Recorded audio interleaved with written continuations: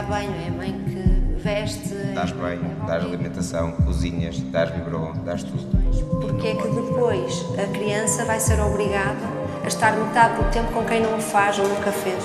Mas na verdade também ninguém nos protege com o direito que temos. Essa é a frustração brutal.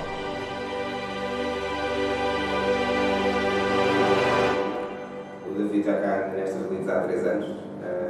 Já vem há 3 anos, há 15 em 15 dias aqui à associação.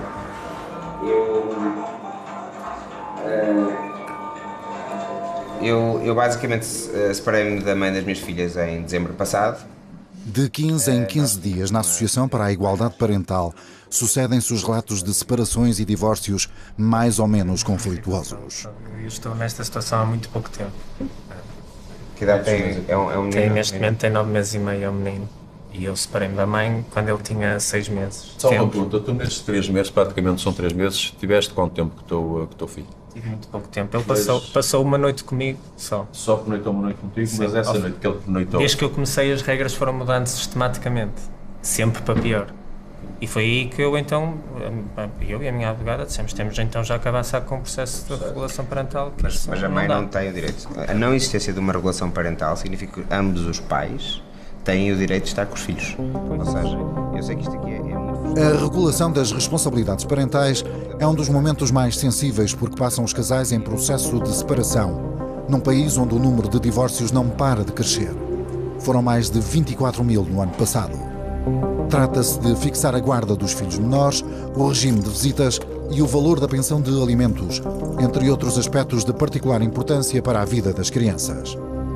O exercício das responsabilidades parentais está consagrado na Lei 61 de 2008, mas o regime de residência alternada ficou fora do texto, como nota Sofia Marinho, coautora do livro Uma Família Parental, Duas Casas. A lei fala de residência habitual e de residência temporária, por um lado. E, por outro lado, diz que o tribunal determina a residência da criança com o progenitor e o regime de visitas ao outro. É isso que diz a lei portuguesa.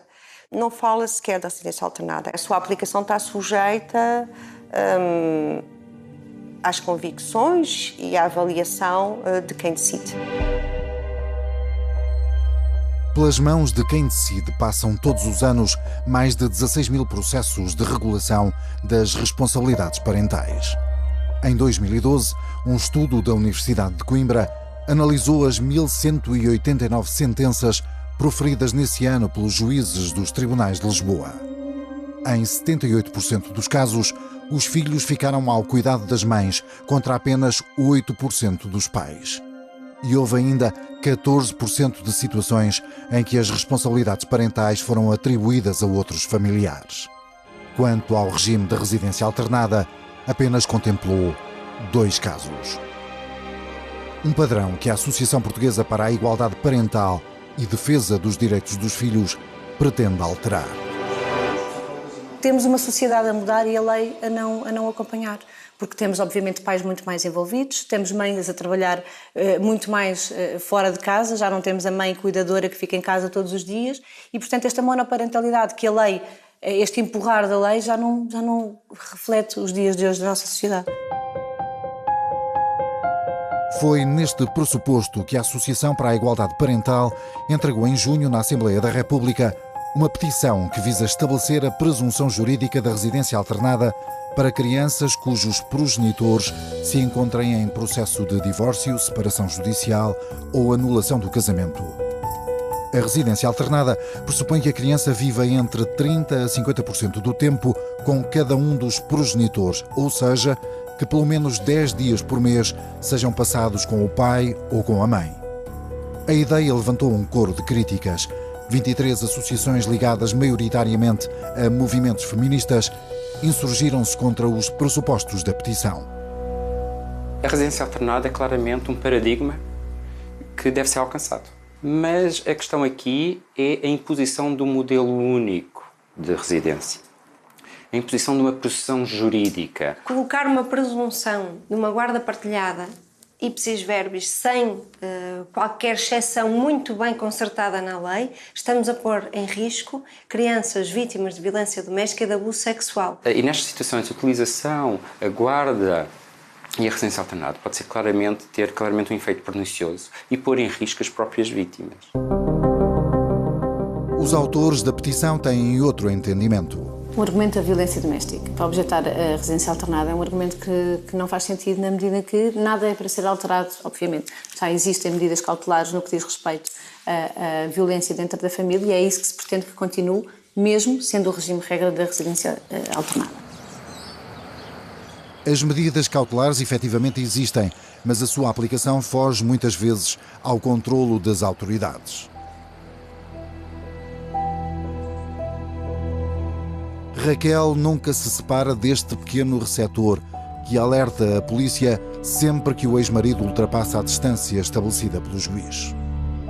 A última vez que ele foi à minha casa, que partiu a porta e isso, foi o tribunal decidiu que realmente ele estava a passar mais das marcas e pôr-lhe esse sistema. Parece-lhe normal que o seu ex-marido tenha acesso facilitado aos seus filhos? Às vezes penso um bocado nisso, mas a gente não pode ir contra a lei, não é? Digo eu. Divorciada há pouco mais de um ano, Raquel detém, por determinação do tribunal, a guarda provisória dos 2 filhos do casal. Mas quando assinaram o divórcio, foi outro o regime estabelecido. Ficou decidido que a guarda ia ser partilhada, até porque foi o pai que quis, e ele teve o primeiro mês bem, e entretanto, depois disse que o trabalho dele tinha que acordar muito cedo e que já não conseguia levar os meninos, e entretanto eu fiquei com eles. E ficou também com os encargos inerentes à educação e desenvolvimento das crianças, uma vez que o ex-marido nunca pagou a pensão de alimentos definida pelo tribunal. Diz que não quer dar dinheiro, porque penso que o dinheiro é para mim, diz que agora quer partilhado outra vez. É uma espécie de jogo do empurra que se arrasta no tribunal e que beneficia claramente o infrator.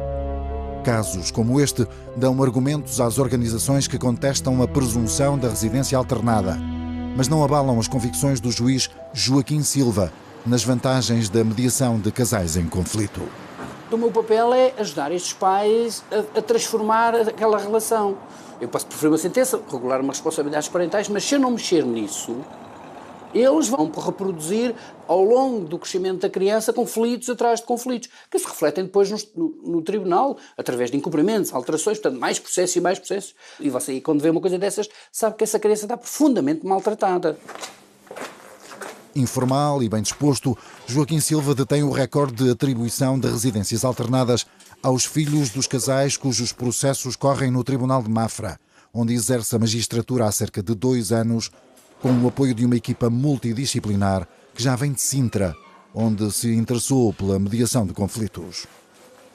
Eu tenho uma mediadora de serviço social desde 2011, esta é pro bono, a doutora Teresa Vilas. Uma terapeuta familiar desde 2012. Tenho uma mentoring, lá está, uma super nanny, e era da SIC. Foi o programa da SIC que me deu a ideia. Olha que boa ideia, uma super nanny. Porquê? Ela vai lá, só que não tem publicidade. Ela vai lá, dá apoio à família, ajuda a tratar das coisas, ajuda a organizar a casa. Quanto é que custa manter uma equipa destas? Pois, essa é uma das críticas. Isto custou apenas 5.000 euros. E desses 5.000 euros, as pessoas pagaram em custas 2.000. O Estado português pagou 3.000 euros. É uma coisa absolutamente incomparável. Adepto confesso do regime de residência alternada, o juiz de Mafra começa por confrontar os pais desavindos com uma série de estudos científicos que explicam as alterações comportamentais das crianças e jovens apanhados no turbilhão dos divórcios. Por exemplo, os abandonos, do ponto de vista de a mãe não deixa ver o pai não deixa ver a mãe. Eles fizeram este estudo também com tomografias e foram à procura de algo físico que gerasse a mesma imagem tomográfica. É um murro no estômago.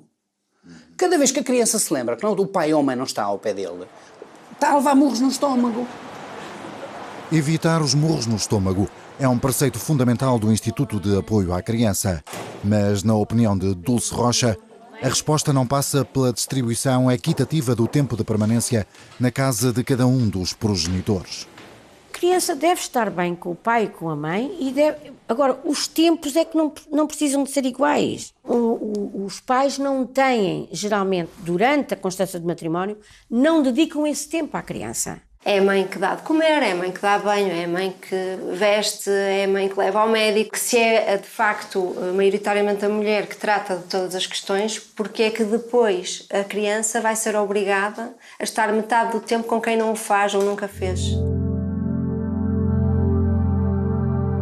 Os argumentos da Associação Portuguesa de Mulheres Juristas são coincidentes com os do Instituto de Apoio à Criança, entidade que, embora conteste a presunção legal da residência alternada, não subscreveu o Manifesto dos 23.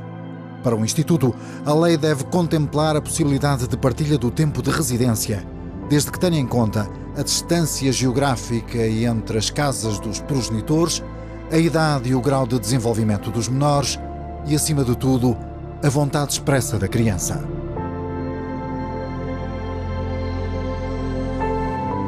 Há crianças muito pequenas que geralmente o que é aconselhável é que tenham um lar principal que lhes dê mais conforto, mais estabilidade. Na adolescência, por vezes verifica-se que os próprios adolescentes gostam desse sistema, mas o fundamental será sempre ouvir a criança e dar muita importância àquilo que a criança prefere. Se uma criança adolescente diz que não quer uma residência alternada, eu não fixo.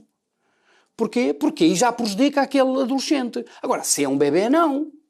Porque o bebê não tem lugar nenhum.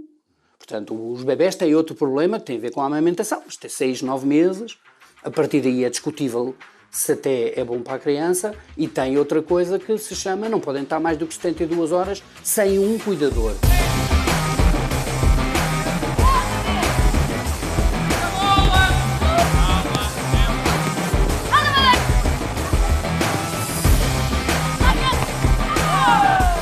Em 2006, quando os pais se separaram, Guilherme tinha pouco mais de 1 ano.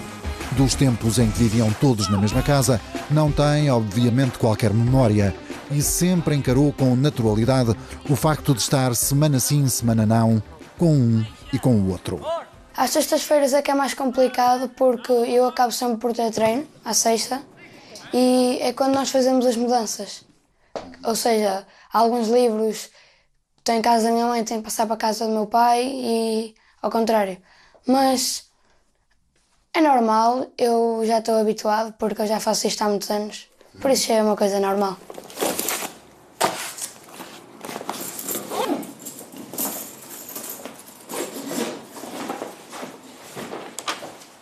Olha, já posto estas fichas todas lá no teu quarto. Ok. Então vá. É de espanhol? Olha, isto é espanhol. Isabel também encara com normalidade as ausências semanais do Guilherme, mas nem sempre foi assim. Se tens alguma dúvida, diz. Este casaco aqui, todo amassado, posso pô-lo ali? Sim. Eu tenho que confessar que no início para mim foi extremamente difícil, muito complicado, e nem sequer concordava. Na altura achava que não tinha pés nem cabeça, o miúdo não ter uma casa fixa, o miúdo estar sempre a saltitar de casa em casa, eu achava que isso não fazia sentido. E eu fiz sempre muita pressão para que não fosse assim, eu queria ficar com ele sempre. O pai na altura não concordou, fez muita pressão para que assim fosse, e eu hoje olho para trás e penso, foi a melhor solução. Teu pai. Para conseguir a guarda partilhada do Guilherme, Luís teve de vencer barreiras e preconceitos que se fizeram sentir desde logo no tribunal. Sempre senti que a minha posição como pai é sempre fragilizada no Tribunal de Menores e de Família. Sempre. De que forma? Desde o momento em que se entra, a voz do pai não tem o mesmo peso que a voz da mãe. E isso é muito difícil de aceitar. Agora é isto, não é? É, os dois no centro, Sim. depois 4 ali. Ok. Certo? A persistência de Luís e a cedência de Isabel acabaram por atenuar a relação conflituosa que pairava sobre o casal durante o processo de divórcio. A partir do momento em que eu pensei, ok, vamos ver o que é melhor para todos, principalmente para o Guilherme. A partir daí as coisas entraram numa estabilidade tão grande que realmente foi possível, a partir dessa altura, todos nós nos organizarmos. O conflito reduziu-se? Completamente. Estudos recentes, levados a cabo pela investigadora norte-americana Linda Nielsen, demonstram que os níveis de conflito entre progenitores cujos filhos partilham as duas residências diminuem em 40% dos casos e aumentam em apenas 1% das situações. Por um lado, são pais e mães que falam mais entre si, porque são obrigados a isso, estão mais atentos às necessidades da criança. Não há tanto uma competição que procura validar socialmente as competências maiores de um em detrimento das do outro, e isso acaba por facilitar bastante o desenrolar da vida cotidiana. Leonor Monteiro não tem esta visão otimista. Aumenta o conflito, obviamente, porque estão sempre em contacto um com o outro e não sabendo lidar um com o outro, dificilmente o conflito vai desaparecer, não é? Antes pelo contrário. No caso dos pais de Guilherme, a experiência, como vimos, deu bom resultado. O regime de residência alternada foi interrompido uma única vez, este ano, por imperativos profissionais. Foi uma fase um bocado complicada. Eu não consegui muito bem gerir isso. Mas, felizmente... O teu pai estava no Iraque, não é? Sim, sim. Felizmente ele já está cá, por isso ficou tudo bem. Quanto tempo é que o teu pai esteve fora? 3 meses. Volta de 3 meses, sim. Foi assim a maior ausência que tiveste dele, não é? Sim. Antes dessa experiência, tive que falar com a mãe do Guilherme e saber se ela tinha condições para ficar com ele durante esse período. E sim, ela disse que sim, que não havia qualquer problema, que eu podia ir à vontade. Prontos, e fui. Se a sua ex-mulher, por alguma razão, tivesse dito que não tinha hipótese a esses 3 meses, isso condicionava a sua ida? Condicionava, certamente que sim. Isabel nunca precisou de se ausentar por períodos tão longos, mas o trabalho obriga a frequentes deslocações pelo país. Se o Guilherme estivesse comigo a tempo inteiro, sempre, não tenho a menor dúvida de que a minha vida seria completamente diferente e não conseguiria ter nem vida pessoal, nem vida profissional, porque realmente os miúdos enchem muito a nossa vida e nós andamos muito em função deles. A participação das mulheres no mercado de trabalho, uma maior repartição das tarefas domésticas e o empenho dos homens na educação das crianças são sinais de mudança da sociedade portuguesa. Sinais que levaram a Comissão para a Igualdade no Trabalho e no Emprego a recomendar o direito da criança a viver com os 2 progenitores após o divórcio, encorajando a aplicação da residência alternada. No livro branco Homens e Igualdade de Género em Portugal, publicado ano passado, a Comissão considera que os papéis da mãe cuidadora e do pai provedor estão desfasados da realidade das famílias contemporâneas. Uma opinião em tudo idêntica à do Conselho da Europa, que em 2015 recomendou aos seus Estados-membros a integração do regime de residência alternada nos respectivos ordenamentos jurídicos, salvaguardando as situações de abuso, negligência ou violência doméstica. No texto da resolução, o Conselho da Europa considera que os pais homens, são por vezes confrontados com leis, práticas e preconceitos que os podem privar de relações sustentadas com os seus filhos. As pessoas têm personalidades diferentes, valências diferentes e, portanto, cada um dos progenitores poderá dar contributos acrescidos à criança. Mas isso é uma mais-valia da residência alternada, que as crianças perdem quando têm residência única, porque o tempo que estão com o pai é tão curto que não permite sequer que ele possa dar esses contributos.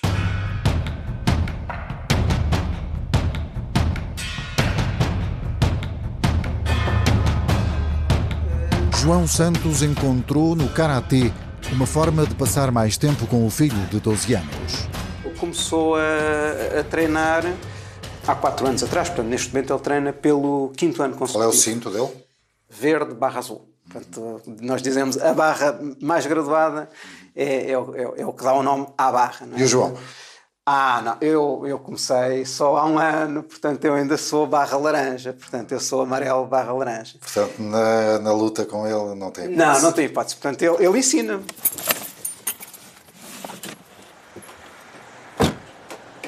João Santos e Manuela Lajeiro vivem entre Sintra e Palmela, onde o filho mais novo do primeiro casamento de João estuda e vive com a mãe.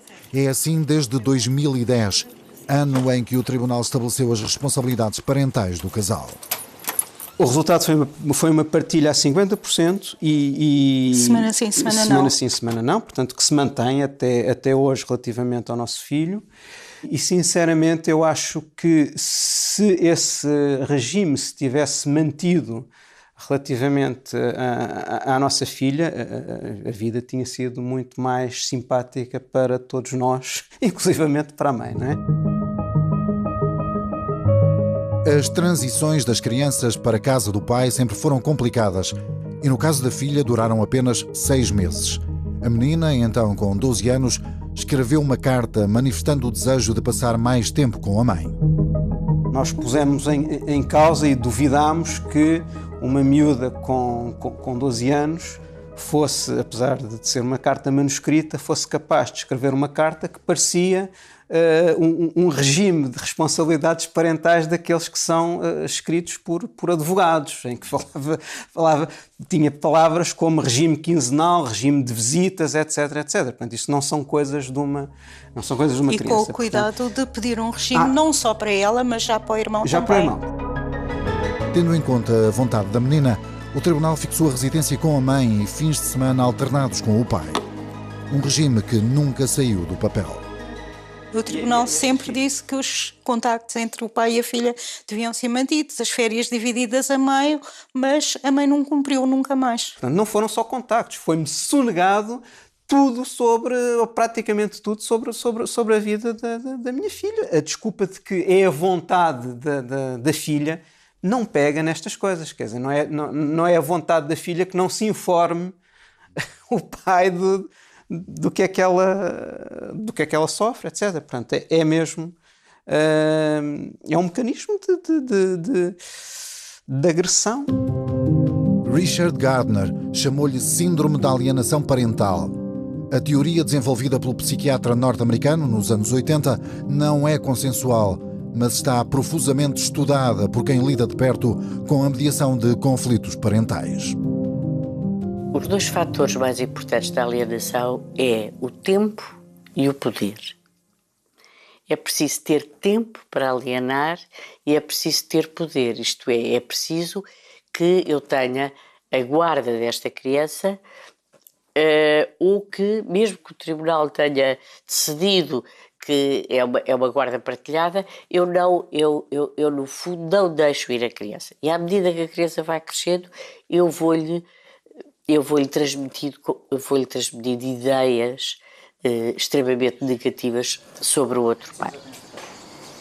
Maria Saldanha Pinto Ribeiro trabalhou durante anos para o Tribunal de Família de Lisboa e fundou, com um grupo de magistrados, o Instituto Português de Mediação Familiar. Nessa qualidade, acompanhou de perto conflitos conjugais graves, em que os filhos foram usados como armas de arremesso de um dos progenitores. Geralmente são as mães, portanto, elas estabelecem uma relação exclusiva com os seus filhos, de forma a alienar a relação com o outro pai. Os únicos defensores das crianças, desta situação execrável, desta situação terrível, não é? Quer para os pais, quer para os avós, quer para a criança, os únicos defensores são os magistrados, são os tribunais. Não tenhamos ilusões. E mediadora familiar. Maria Saldanha Pinto Ribeiro diz que muitos casos de alienação parental assentam em denúncias de abuso sexual e violência doméstica, cuja veracidade tem de ser comprovada pelos juízes em processos de investigação que se arrastam de tal modo no tempo que levam à perda de vínculos entre os filhos e os progenitores acusados. A falsa denúncia é um instrumento transversal aos pais e mães que nos chegam. Acontece com frequência. Pais e mães que no final são são ilibados, muitos deles nem a acusação é deduzida porque efetivamente as acusações não são verdadeiras e, portanto, conhecemos isto no nosso dia-a-dia. O dia-a-dia de Leonor Monteiro nos tribunais portugueses mostra-lhe uma realidade e um entendimento diferentes daquilo a que se convencionou chamar alienação parental. Eu acho que é uma boa arma para agressores e abusadores, sem dúvida que é. E não há uma boa arma também para quem se acha no direito de ter a guarda integral de uma criança. E nesse sentido não é um argumento também utilizado até por advogados. É óbvio que os advogados usam tudo o que está a seu alcance para o melhor resultado daquilo que o seu cliente pretende, não é? Mesmo que não seja verdade. Cada um funciona da maneira que entender. Haverá certamente alguns que sim. A experiência que eu tenho é que quase todos os advogados ajudam, mas há uns que não, porque querem ganhar as causas, porque sei lá o quê. Mas isso tem a ver não com os advogados, mas com o paradigma, lá está, contencioso, com que eles são preparados também. Repara, na faculdade o que é que dão em direito da família? O casamento e o divórcio.